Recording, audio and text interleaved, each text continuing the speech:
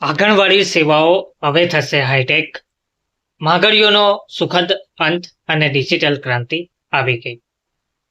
આજના વિડીયોમાં આપણે જાણીએ કે આંગણવાડી સેવાઓ હવે હાઈટેક થવા જઈ રહી છે. આંગણવાડી બહેનોને હવે શું ફાયદો થશે? હજારો બહેનોને સીએમ 5G સ્માર્ટફોનની ભેટ આપવા જઈ રહ્યા છે. તો કઈ કંપનીના તેમને આ સ્માર્ટફોન મળવાપાત્ર રહેશે? તમામ વિગતો માટે આજના વિડીયોના અંત સુધી બન્યા રહેજો. નમસ્કાર મિત્રો, સ્વાગત છે તમારું અમારી યુટ્યુબ ચેનલમાં. મિત્રો, વિગતવાર માહિતી શું છે તે જોઈએ તો આંગણવાડી સેવાઓ હવે હાઈટેક થવા જઈ રહી છે. 53,000 બહેનોને સીએમ 5G સ્માર્ટફોનની ભેટ આપવા જઈ રહ્યા છે.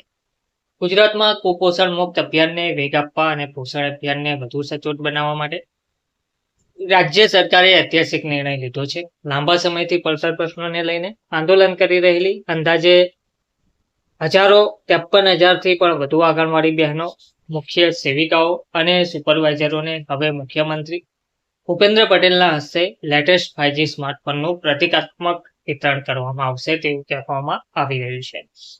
મહિલા અને બાળ વિકાસ વિભાગના આ પગલાંથી ગ્રાઉન્ડ લેવલ પર બાળકો અને મહિલાઓના પોષણ ડેટાનું રિયલ ટાઈમ મોનિટરિંગ અત્યંત સરળ અને ઝડપી બનવા જઈ રહ્યું છે તેવું જણાવવામાં આવ્યું છે. માંગણીઓનો સુખદ અંત અને ડિજિટલ ક્રાંતિ. આંગણવાડી કાર્યકરો ઘણા લાંબા સમયથી માંગ કરી રહ્યા હતા.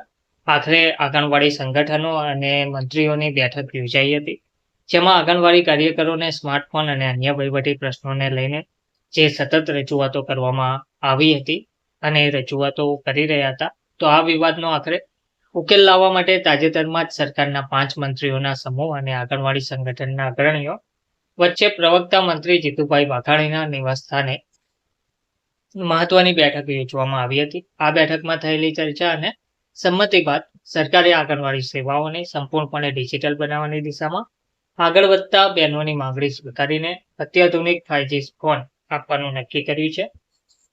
સેમસંગના 5G સ્માર્ટફોન સાથે હવે મળશે ખાસ એસેસરી. તો આંગણવાડી બહેનોને સેમસંગના 5G સ્માર્ટફોન આપવામાં આવશે અને સાથે સાથે તેમને ખાસ એસેસરીઝ પણ આપવામાં આવશે. ICDS commissioner doctor Ranjit Kumar Singh દ્વારા જાહેર કરાયેલા પરિપત્ર મુજબ રાજ્યભરમાં કુલ 55,612 સ્માર્ટફોન ફાળવવામાં આવશે.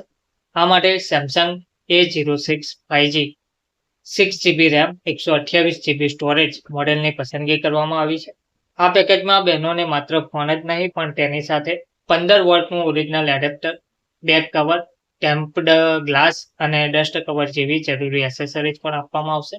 આ phone Kerala state electronics development corporation Keltron દ્વારા 2 તબક્કામાં તમામ જિલ્લાઓમાં પહોંચાડવામાં આવશે તેવું જણાવવામાં આવ્યું છે. પારદર્શક વિતરણ અને રિયલ ટાઈમ ટ્રેકિંગ. સ્માર્ટફોન વિતરણની પ્રક્રિયામાં સંપૂર્ણ પારદર્શિકતા જળવાય તે માટે સરકારે ચુસ્ત વ્યવસ્થા ગોઠવી છે. દરેક ફોનનો IMEI નંબર અને કર્મચારીનો ફોન સાથેનો ફોટો HRMS પોર્ટલ પર અપલોડ કરવામાં આવશે અને OTP આધારિત પુષ્ટિ બાદ જ વિતરણ પૂર્ણ ગણાશે. આ સમગ્ર પ્રોજેક્ટના નોડલ ઓફિસર તરીકે નાયબ નિયામક દિશા ઢોડિયાની નિમણૂક કરવામાં આવી છે. આ હાઈટેક સુવિધાથી પોષણ ટ્રેકર એપ પર ડેટા એન્ટ્રી ઝડપી બનશે, જેનાથી છેવાડાના લાભાર્થીઓ સુધી સરકારી યોજનાઓ વધુ પારદર્શક રીતે પહોંચશે તેવું જણાવવામાં આવી રહ્યું છે. ધન્યવાદ.